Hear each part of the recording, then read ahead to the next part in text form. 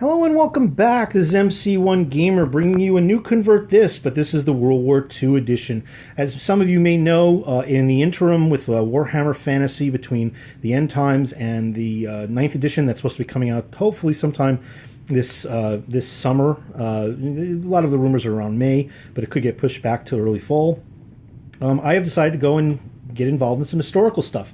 So you're going to see some stuff that is going to be fantasy, Warhammer Fantasy. So I've not given up on that at all. But I'm going to be doing some more historical stuff, and some of it's going to be World War II. Some of it's going to be Saga, where I'm going to paint up some Screaming Vikings. I'm actually getting into bolt action, too. I'm going to be doing the paratroopers, the Screaming Eagles. So I got Screaming Vikings, Screaming Eagles. I like a lot of screaming. And I'm going to have a Hellcat for the bolt action to go along with that. But for my for the 15 mil, I'm not playing Flames of War. I'm really not interested in the system, but I do like the Battlegroup system, which is, I think, a phenomenal system and much more historically realistic.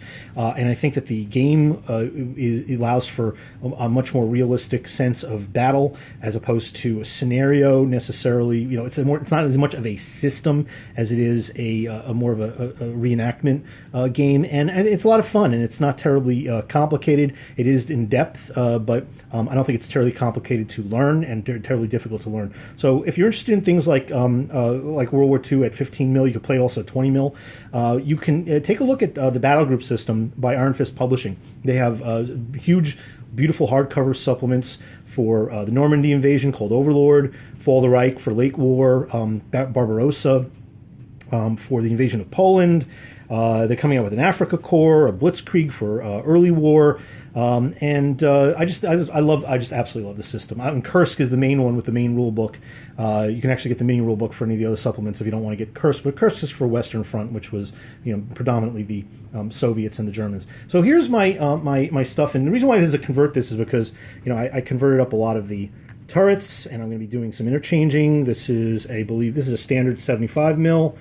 And here's a 155 millimeter howitzer, and I've got those also magnetized. I've also put these metal plates at the bottom, so I'm going to actually use a very similar to my Warhammer Fantasy system with the magnetic sheet at the bottom of plastic storage bins.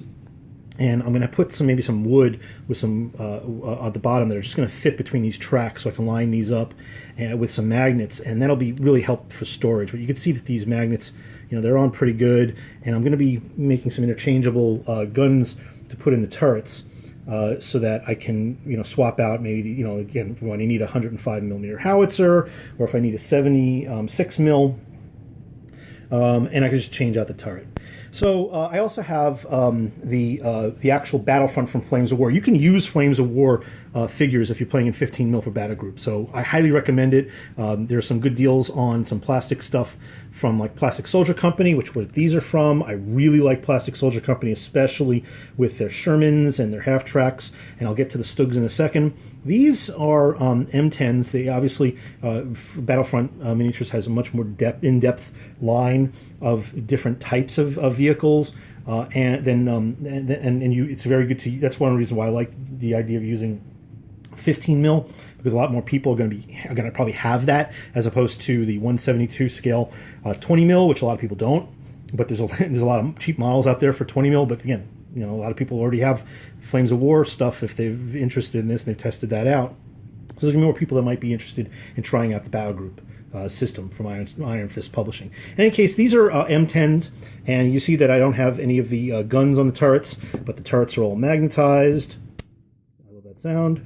And there you go. They're all ready for the magnetization for storage. But the some of the metal bits, these are some of the older ones, resonant metal kits, they were just too bendy. And so I decided that I didn't want to use the cannons that came with it, because once you paint these things up, you don't want stuff to bend. So I found a 1/16 brass rod that I'm going to cut down, and I'm going to put in there, and they're the perfect size. And I can just as a comparison, you can see from the plastic 76 mil guns for that version. This is almost identically the right size. It doesn't taper, but as much as these plastic ones, but the metal ones that came with the Battlefront M10s, the M10 tank destroyers, they didn't have any tapering. They were just straight, straight up, like about maybe that big. And that's what I'm going to use. I may actually magnetize it so I can go a little longer for like a 90 mil, which I think it's a Jackson, which is a little bit more of a late war, but that's what it's going to look like. So, again, 76, maybe 90. So that's the those, and of course these actually came in the box for the most recent Flames of War starter set, and I like these. These were actually supposed to be British armor, so they're a little bit longer than the ones from Plastic Soldier Company, which I'm not really happy about. I wanted them to be a little more symmetrical, but the value for that starter set was just tremendous, and I like, this was really easy to put together. I do like these. I think these are superior. They're a little bit longer and a little bit harder to put together, but there's a little more detail to them. These were just fine, and I magnetized these. I'm going to actually magnetize the guns to put on the turrets, so that I'll have a few more options, but most of these are going to be 75. Most, especially early war, mid war, there's a lot more of the 75 mil, but I'm also going to be playing late war, so I just want to have options. And I like these. I mean, they come in a nice green, so until I get them painted, at least if I do want to play, I'll be able to have some color on them, just not just bare gray. But these are they're still nice, and I have a bunch of stowage things of some actual the metal packs from Plastic Soldier Company, not Plastic Soldier Company, from Battlegroup, that goes on the side that makes it look like there's sandbags and other little pieces. There's lots of bits in both of these kits that you can use where it denotes the up armor stuff. Even these even come with, you can see these panels for the up armor that were put on after they started realizing that the M4s were getting ripped to shreds by the German guns on their tanks. And here are my Stugs. And I love the Stugs. There's 5 here. The 3 come in the actual starter set from Battlefront for Flames of War, but I didn't like those. And the reason why is because they're Stugs. When you put on the shirts on the Stugs, these are Stug 3Gs, they were always on an angle. I had to do a whole bunch of cutting to try and get them placed on properly. So I decided, I didn't like them. But then it's a trade-off, because these from Plastic Soldier Company, they're great. You can see that the MG that's at the top is a little stubby. It's a little shorter, and that's because they're very spindly. These are great. I think there's a lot more detail, and I love them. But I think they're going to be great to paint up. But even the guns are a little bit too thin, and I think that the ones from the plastic ones from Battlefront for Flames of War were just a little bit thicker. Even the guns. The guns that were the MGs on the top of the Stugs, they were a little bit thicker and a little bit sturdier. These are a little bit small and spindly, so I'm going to have to replace them with some metal ones.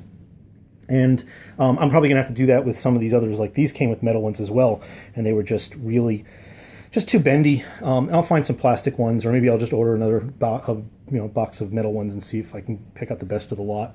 So I'm doing a bunch of converting. Obviously I haven't gone to the troops yet, and I have a whole system I want to do with the troops. Because the system for, even at 15 mil for Battlegroup, is that the bases, you can use the glued on, bases, the teams, the squads from the Flames of War, but I like the idea of plucking them off. So I'm going to be using washers and have those washers stick to magnetic strips on the bases, and then I'll, just so I can pluck them off and then reposition them as I need to. But right now I'm working on the tanks, and I haven't even gotten to my Panzers or to the half-tracks, both German and American. So I have a lot to do. Once things start cooking up with Warhammer Fantasy, when the next edition comes out, I'll start moving to that. But in the meantime, you can see some more videos, again, on Battlegroup System, Kursk, Overlord, Fall of the Reich, and many others. Great supplements, fantastic books. Check out my other videos. I highly recommend, if you want to get back into, if you're Flames of War and you got burnt out by that system and you're not really, there's things that you find are lacking, try that out. Try Battlegroup. I think you'll find it easy to walk into, and you'll love it. I'll be doing, again, some bolt action and some saga with, again, some Screaming Vikings. So I'll be interchanging that with some of my other stuff from Warhammer Fantasy. Hope you continue to tune in, and have a great day, everybody.